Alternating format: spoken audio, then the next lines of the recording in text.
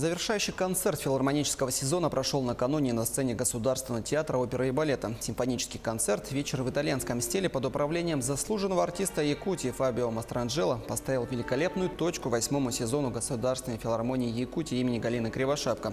Для концертной организации срок весьма небольшой, но артисты смогли за короткий период достичь высоких результатов и доказать свой профессиональный уровень не только в республике, но и за ее пределами.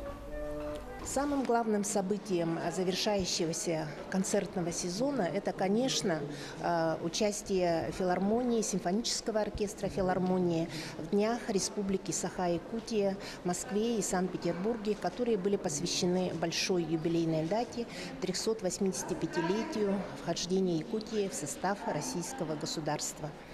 В Санкт-Петербурге мы выступали на очень ответственной площадке, концертном зале Мариинского театра.